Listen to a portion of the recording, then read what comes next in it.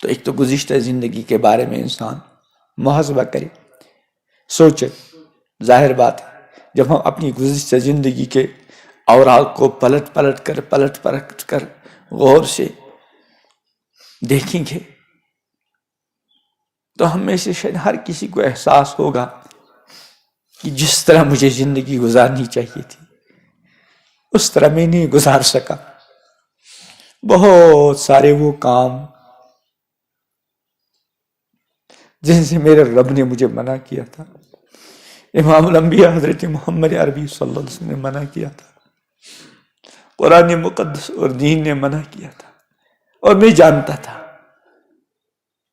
لیکن اس کے باوجود میں نفس و شیطان کے بہکاوے میں آ گیا اور مجھ سے بہت سارے ایسے کام ہو گئے.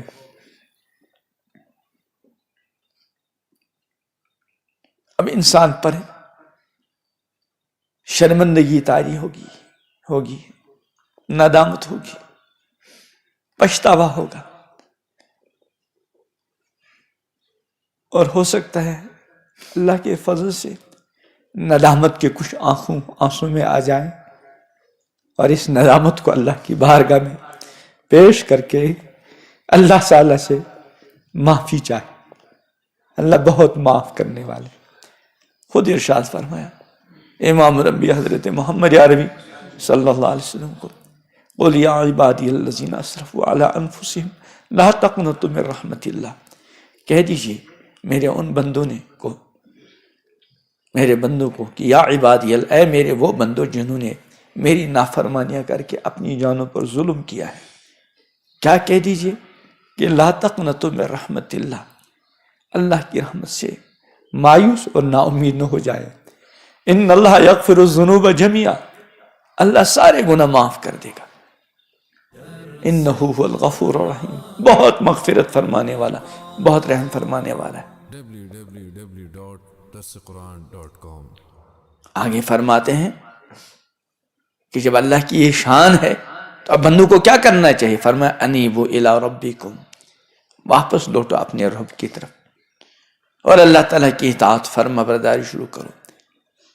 اور لوٹنے میں اور اللہ تعالیٰ کی اطاعت و فرما برداری کرنے میں جلدی کرو. من قبل ان یاتیکم العذاب بغتہ، کہ اچانک عذاب آ جائے پھر تمہاری مدد نہ کی جائے، بے شعوری میں عذاب آ جائے. تو ایک تو اللہ تعالیٰ کی بارگاہ میں ندامت، شرمندگی کے آنسو پیش کرے، اللہ تعالیٰ سے اپنے گناہوں کی معافی چاہے، اور اللہ تعالیٰ کی بارگاہ میں اللہ پر بھروسہ کر کے عہد کرے اللہ سے کہ پروردگار جو کچھ ہو گیا آپ معاف کر دیجئے، میں نے ارادہ کر لیا ہے، آپ مدد فرمائیے، میں انشاءاللہ آئندہ آپ کی نافرمانی سے بچنے کی پوری کوشش کروں گا. اور اگر کسی کا کوئی حق ہے اس حق کو ادا کرے.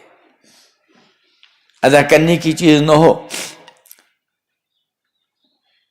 بدلہ دے، بدلے کے لیے اپنے آپ کو پیش کرے. جیسے امام الانبیاء حضرت محمد عربی علیہ السلام کا وہ واقعہ آپ کی مبارک زندگی کے اخیر میں، جب آپ نے صحابہ کے سامنے یہ ارشاد فرمایا کہ اگر میں نے کسی کو کوئی تکلیف دی وہ آج مجھ سے بدلہ لے. چند بار ارشاد فرمانے کے بعد ایک صحابی عرض کرتے ہیں یا رسول اللہ صلی اللہ علیہ وسلم، ایک موقع پہ آپ نے چھڑی سے مجھے مارنا تو وہ نہیں کہلائے گا، سب بندی میں وہ کچھ آگے پیچھے، تو چھڑی سے آپ نے آگے یا پیچھے کر لیا، تو اسی کو انہوں نے اس موقع پہ پیش کیا. امام الانبیاء حضرت محمد عربی علیہ السلام تکلیف کی حالت میں ہیں لیکن فرماتے ہیں او بدلل. صحابی عرض کرتے ہیں یا رسول اللہ، جب آپ کی طرف سے وہ معاملہ پیش ہوا تھا میرے بدن پر کوئی کپڑا نہیں تھا، آپ کے بدن مبارک پر پیراہن مبارک. امام الانبیاء حضرت محمد عربی علیہ السلام نے فوراً اپنے جسد اطہر سے اس مبارک کپڑے کو ہٹایا اور فرمایا آؤ بدلہ لے لو. وہ صحابی آئے، امام الانبیاء حضرت محمد عربی علیہ السلام کے جسد اطہر کو بوسہ دیا, چمٹ گئے اور عرض کیا یا رسول اللہ, میرا مقصود بدلہ لینا نہ تھا, بلکہ میں نے ایسا اس لیے کیا تاکہ آپ کے بدن اطہر کے ساتھ میرا جسم مس ہو جائے, ٹچ ہو جائے, شاید جہنم کی آگ سے بچ جاؤں. دیکھتے ہیں کہ امام نبی حضرت محمد عربی علیہ السلام نے اپنے آپ کو پیش کیا. تو اگر کوئی ایسا معاملہ ہے بندہ اپنے آپ کو پیش کر دے. ابھی کچھ دن پہلے میرے پاس ایک بالکل ظاہری اعتبار سے اس کی وضاحت شرعی نہیں آیا کہ میں پہلے کچھ آفسر تھا, وہ اس میں جو ہے کچھ غلط طریقے سے پیسے اس کے پاس آ گئے تھے, بہت انتہا سے زیادہ شرمندہ, آنکھوں سے آنسو بہ رہے ہیں. میں نے کہا بھائی جن کو ان کو واپس کر دو. 10-15 دن کے بعد پھر اس نے فون کیا, پھر میرے پاس آ گیا کہ بھائی جن تک میں پہنچ سکتا تھا ان تک میں پہنچ گیا. اس میں ان کے کچھ ماتحت تھے, ان کے ساتھ تو میں نے معاملہ صاف کر دیا, لیکن اب کچھ ایسے لوگ ہیں جن کو بھی میں جانتا بھی نہیں اور جن تک میری رسائی ممکن ہی نہیں, اس کے بارے میں کیا کروں میں. اس وقت بھی اس کی آنکھوں سے آنسو بہ رہے تھے. پھر اس کو مسئلہ بتا دیا گیا. اس نے حساب یہ لگایا تھا کہ 2 لاکھ کچھ روپے ابھی ایسے ہیں جو اس معاملے میں میرے پاس آ گئے ہیں, اور اسی وقت بیچارے نے کوئی ترتیب بنا دی اور خرچ کرنا شروع کر دیا. تو اگر کسی کا کوئی حق ہو جانی اعتبار سے بدلے کے لیے پیش کرے, معافی مانگے, مالی حق تو فوراً ادا کر لے. امام نبی حضرت محمد عربی علیہ السلام کا فرمان ہے کہ بھائی جس کسی کے ذمے اس کے کسی بھائی کا کوئی حق ہو, مالی جانی کسی بھی اعتبار سے, اس کو چاہیے کہ بس فوراً ادا کریں اس دن کے آنے سے پہلے, جس دن دینار و دراہم مال دولت نہ ہوگا. اگر اس کے پاس کچھ نیکیاں ہوں گی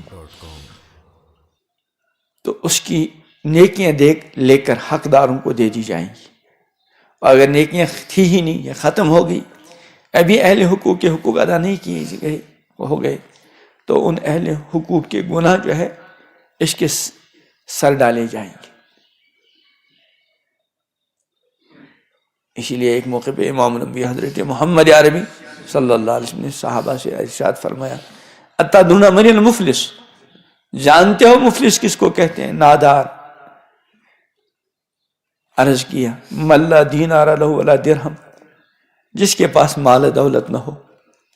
امام نبی حضرت محمد عربی علیہ السلام فرمایا نہ, میری امت کا مفلس وہ ہے جس کے پاس طرح طرح کی نیکیاں, نمازوں کا ذخیرہ, روزوں کا ذخیرہ, تلاوت کا ذخیرہ, صدقات و خیرات کا ذخیرہ, علمی خدمات کا ذخیرہ, طرح طرح کی نیکیاں ہیں, طرح طرح کی نیکیاں ہیں, لیکن ساتھ ساتھ کسی کی عزت پر حملہ کیا, کسی کا مال ہڑپ کیا, کسی کی زمین جائیداد ہڑپ کر لی, وغیرہ وغیرہ. کل جب میدان محشر ہوگا, اللہ کا دربار لگے گا جس کو یوم الدین کہا گیا, بدلے کا دن, تو یہ سارے اہل حقوق آئیں گے, اپنے اپنے حقوق کا مطالبہ کریں گے, اس کی ساری نیکیاں ان اہل حقوق کے درمیان تقسیم کی جائیں گی. یہ نیکیوں کے انبار کے ساتھ جانے والا بندہ خالی ہاتھ رہ جائے گا. فرمایا یہ ہے میری امت کا مفلس. اللہ تعالیٰ میری بھی, آپ حضرات کی بھی, ساری امت کی ایسی مفلسی سے حفاظت فرمائے.